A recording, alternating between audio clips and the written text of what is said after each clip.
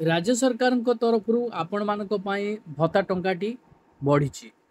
तो यही भत्ता टंका बढ़िला परे आपण मानकर अनेक सारा कमेंट्स रही। तो आमे थरे मात्र 1400 टंका पाइबा ना प्रत्येक मास आमे 1400 टंका लेखा पाइबा। सबु कथा यही वीडियो माध्यम रे मु आपन को जणेबी जे भत्ता टंका किए केते टंका पाइबो। तो आपण मानकर जो माने 3500 टंका भत्ता पाउथिले से माने भत्ता टंका बढ़िला परे से माने केते टंका पाइबे। तो जो माने 1000 टंका पाउथिले तो भत्ता टंका राज्य सरकार तरफ बढ़िला परे से माने भी केते टंका पाइबे। तो यही भली आपण को मन रे प्रश्न रही। मु सबु तथ्य यही वीडियो माध्यम रे आलोचना करी आपनको सह। सेथिपई आपण वीडियोटी को आरंभ रु शेष पर्यंत देखंतु बिना स्किप रे ध्यान देई आपण बुझंतु जे राज्य सरकार तरफ आपण मानकु भत्ता टंका जो बढ़ा जाइछि तो कौ हिताधिकारी मानकर केते टंका कौन रही। किछि हैंडिकैप्ड भी रही कि सेमानंकर 50% रही। तो सेमाने चाहूचंती एही 50% को अधिक करिया पाई। तो आपण माने केमिति कौन करिवे। तो आपण माने डाक्टर पाखकु जीवा पाई पड़िबो। सेठी आपण मानकर रिपोर्ट अनुसार आपण मानकर विकलांग केते प्रतिशत रहिबो सेही रिपोर्टटी आपण माने दाखल कला परे तापरे आपण ऑनलाइन करि परिबे। एहारी भितरे किछि हिताधिकारी बयस 80 वर्ष रु ऊर्ध्व हो जाइछि।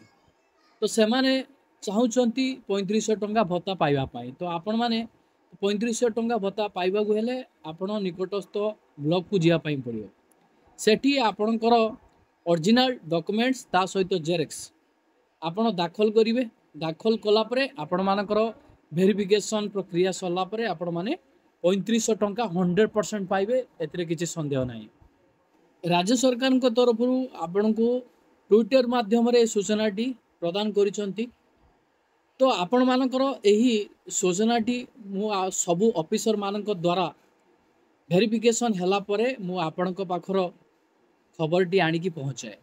तो आपण माने केबे भी ए चैनल माध्यम रे गुटिए मिछ मध्य आपण जानिबा को पाइबेनी। सबु बेले जेन्युइन बा सत्य खबर आपण जानिबा को पाइबे।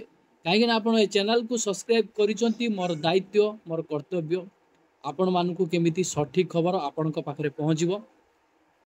देखंतु ए पोस्टटी कौन रही। तो प्रथमे आपण मानकर सूचना लेखा जाइछि। आपण समस्त को सरकार जणैचंती बा सूचना दैचंती। मधुबाबू पेंशन योजना और जातीय सामाजिक सहायता कार्यक्रम अधीन रे भत्ता पाउथिबा समस्त हिताधिकारी मानकु चलित मे मासरे सेमानक मासिक भत्ता राशि सह अतिरिक्त 400 टंका सहायता राशि प्रदान करा जिवो। तो देखंतु आपण मानक पई एही सूचनाटी सरकार जारी करिसंती। आपण माने जानिथिबे पूर्व सरकार थिबा समय रे श्रीजुक्त नवीन पटनायक पूर्वतन मुख्यमंत्री तो अषाढ़ मासरे आपण मानकु कोन दउथिले ना छता दउथिले। शीतरे आपण मानकु कमल दउथिले।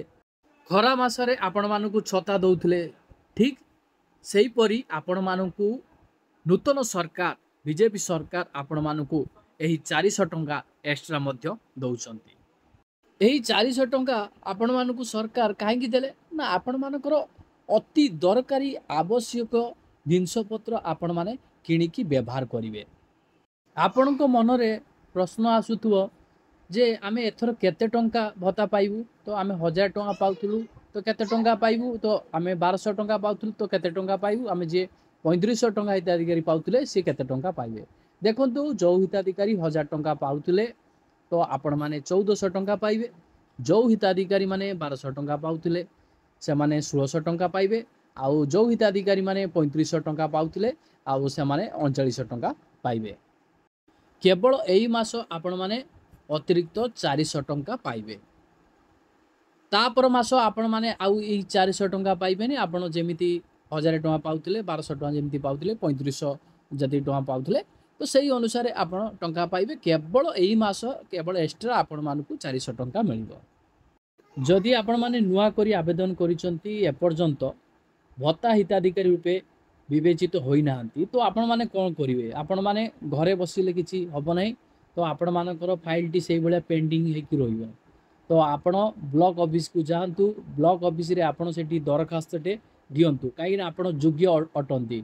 तो 60 वर्ष जेहेतु आपण मानकर होईची आपण माने आवेदन करिसंती जदि ब्लॉक रे आपण मानकर सेटा अप्रूवल करू नांती ताहाले आपण माने कलेक्टर ऑफिस जातु सेठी आपण मानकर लिखित आकार आपण जणातु जे हमर एई भली असुविधा रही आम आवेदन करूँ किंतु एपर्यंत आमर जो फाइल टी ब्लॉक रे पेंडिंग हो रही अप्रूवल होई नै तो आपण घरे बसिले एटा संभवपर नुह तो आपण मानकर एई पेंडिंग टी समय पर समय बीती चलो आपण भत्ता पाई परिबे नै।